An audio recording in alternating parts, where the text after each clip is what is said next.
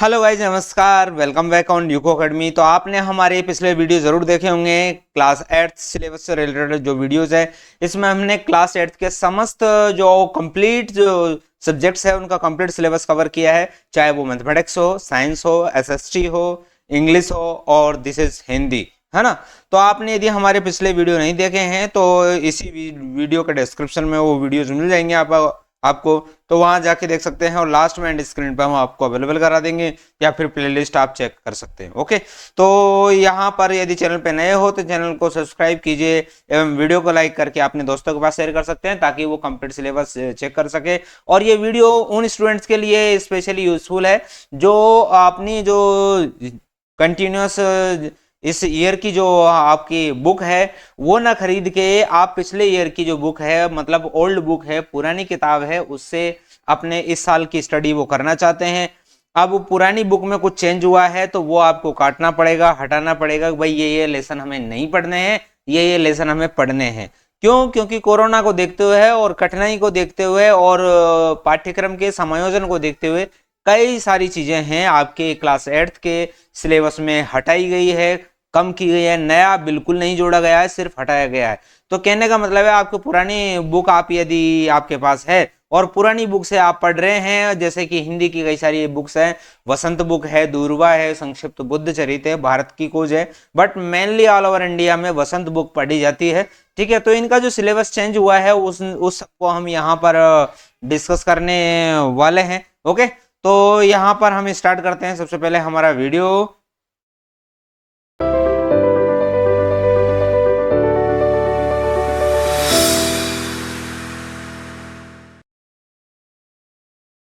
तो चलो देखते हैं हम सबसे पहले हैं और यहाँ पर है वसंत का जो सिलेबस है वो चेक करते हैं कि वसंत का सिलेबस है उसमें क्या परिवर्तन आया है। That is the most important book for class 8, क्योंकि यहाँ पर ये न केवल सीबीएसई एनसीईआरटी के उसमें पढ़ी जाती है बल्कि स्टेट बोर्ड्स की बुक है, जैसे उत्तर प्रदेश बोर्ड है, मध्य प्रदेश बोर्ड है, राजस्थान बोर्ड है, गुजरात बोर्ड है ना, दिल्ली बोर्ड है। तो यहाँ सभी बोर्ड में भी ये वसंत बुक पढ़ी जाती है। तो this video is equal useful for all the students, है ना। तो सभी स्टूडेंट्स के लिए बिल्कुल इक्वल यूजफुल है। तो स्टार्ट करते हैं।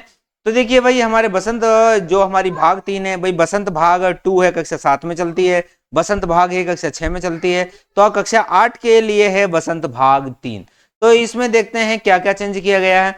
तो अध्याय 1 है उसको इरेज कर दिया गया है। क्या किया गया है इसमें? अध्याय 1 को इरेज कर दिया गया है, रिमूव कर दिया है, यहां से हटा दिया है। दूसरा है ध्वनि के बाद में चिट्ठियों की अनूठी दुनिया है, इसको भी यहां से इरेज कर दिया है। क्यों? क्योंकि अब चिट्ठी कौन लिखता है? अब तो सब व्हाट्सएप, फेसबुक, इंस्टाग्राम, यूट्यूब, पता नहीं फलाना ढिमकाना, पता नहीं किस किस का जमाना आ गया है ना। तो चिट्ठियों की जमाना चला गया, इसलिए इसका ये दैट इज अब रिलेवेंट इतना नजर नहीं आता है, इस वजह से इसको हटा दिया। दूसरा है कामचोर। कामचोर का ये संपूर्ण जो अध्याय है इसको हटा दिया गया है। और अध्याय नंबर 11 है जब सिनेमा ने बोलना सीखा, और इसके साथ में कंप्यूटर गाएगा गीत, ये संपूर्ण अध्याय है, इसको भी हटा दिया गया है। और 18वां नंबर का अध्याय है टोपी, और इस संपूर्ण अध्याय को भी आपको वसंत भाग 3 जो कि कक्षा किसके लिए यूज बुक है, ये कक्षा 8 के लिए बुक है। तो इसमें यहाँ पर आप देखेंगे 1 2 3 4 और 5 यूनिट्स है, उनको कंप्लीटली इरेज कर दिया गया है, हटा दिया गया है, रिमूव कर दिया गया है। ओके, अब देखते हैं हमारी बुक में क्या क्या चीजें शामिल हैं। ओके, तो देखिए यहां पर है सबसे पहले लाख की चूड़ियां जो कि कामतानाथ जी ने लिखी है। बस की यात्रा है हरिशंकर परसाई की। दीवानों की हस्ती भगवती चरण वर्मा। और भगवान के डाकिए रामधारी सिंह दिनकर। और कदम मिलाकर चलना होगा अटल बिहारी वाजपेयी की जो कविता है उसको यहाँ पर इंक्लूड किया गया है। क्या निराश हुआ जाए हजारी प्रसाद द्विवेदी का ये निबंध है। आगे है यह सबसे कठिन समय नहीं, तो ये कविता है किसकी? जया जादवानी की।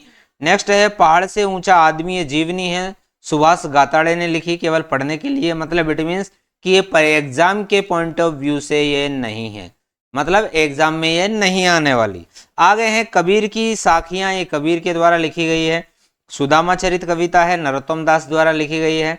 जहां है पहिया रिपोर्ट ताज, ये पी साईनाथ द्वारा अनुवादित है।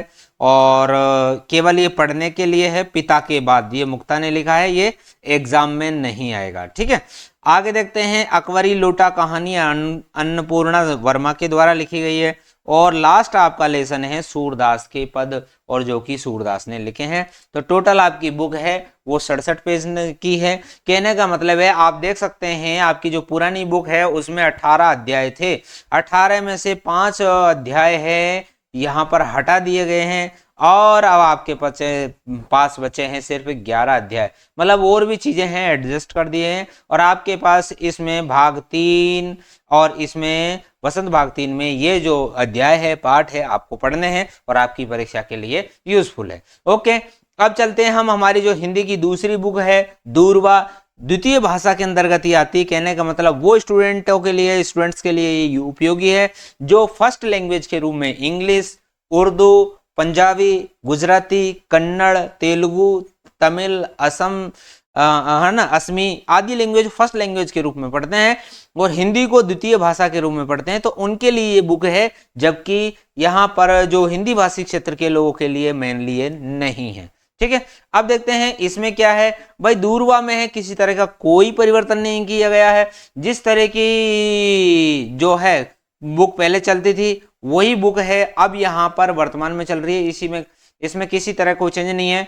तो टोटल इसमें लेसन थे पहले कितने हैं, अब देखिए फर्स्ट लेसन है क्या, गुड़िया, दूसरा दो गोरैया, चिट्ठियों में यूरोप, ओस, नाटक में नाटक, सागर यात्रा, उठ किसान, सस्ते का चक्कर, एक खिलाड़ी की कुछ यादें, बस की शेर, हिंदी ने जिनकी जिंदगी बदल दी, आषाढ़ का पहला दिन, अन्याय के खिलाफ, बच्चों के प्रिय श्री केशव शंकर पिल्लई, है ना, फर्श पर, बूढ़ी अम्मा की बात, और वह सुबह कभी तो आएगी, आओ पत्रिका निकाले, और आह्वान।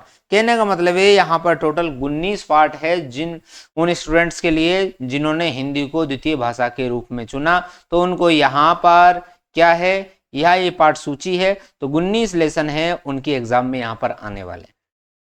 अब आगे बढ़ते हैं, जो एक्स्ट्रा है ये पूरक पाठ्य पुस्तक है जो कि मेनली है परीक्षा में नहीं पूछी जाती है, और ये एक्स्ट्रा बुक्स इनको कहा जा सकता है। भारत की खोज है जो कि पंडित जवाहरलाल नेहरू ने लिखी थी। ओके, अब देखते हैं इसमें क्या है, जो लेसन वो क्या क्या शामिल है। हिम्मतनगर का किला है, तलाश है, और इसके बाद सिंधु घाटी सभ्यता के बारे में इसमें जो चैप्टर्स है उनको इंक्लूड किया है। ओके, इसके बाद में है चारों युगों का दौर और नई समस्याएं, और नई समस्या के साथ में हमारे टॉपिक है कंप्लीट हो जाता है। ओके, तो इस प्रकार यहाँ पर नई समस्या है जिसमें ये टॉपिक है वो शामिल है, और आप देखेंगे आपके युगों का दौर है इसमें ये टॉपिक शामिल है आप, और इसे ये बुद्धि से संबंधित चीजें हैं, और सिंधु घाटी सभ्यता, ये सब चीज मतलब भारत की पूरी हिस्ट्री को, और उसको उन्होंने पंडित जवाहरलाल नेहरू ने अपने नजरिए से यहाँ पर लिखी है ना। आगे देखते हैं, आगे बुक है संक्षिप्त बुद्ध चरित्र, जो भी ये भी क्या है एक पूरक पाठ्य पुस्तक है, और इसमें है भाई बुद्ध चरित्र, इसमें क्या है बुद्ध के आरंभिक जीवन, और उन्होंने जो अभी महानिवेशक्रमण किया था वो है, और ज्ञान प्राप्ति हुई थी उसके बारे में, धर्म चक्र प्रवर्तन अर्थात बौद्ध धर्म उन्होंने शुरू किया उसके बारे में है। ओके, तो इस प्रकार हमने माय डियर स्टूडेंट्स है बसंत और दूरवा जो कि द्वितीय भाषा के रूप में चलती है, तीसरी है कक्षा 8 हिंदी के लिए जो पूरक है वो संक्षिप्त बुद्ध चरित्र और भारत की खोज, इन सबको हमने जाना। आपने ये वीडियो आपने लास्ट तक देखा तो आपको कंप्लीट पूरा सिलेबस का नॉलेज हो गया है। ओके, तो इसके अतिरिक्त यदि आप हमारे अन्य सब्जेक्ट के वीडियोस है या सिलेबस का देखना चाहते हैं तो आपको डिस्क्रिप्शन में इसकी लिंक मिल जाएगी। थैंक यू वेरी मच, एक नए वीडियो में फिर मिलते हैं, तब तक के लिए जय हिंद, वंदे मातरम।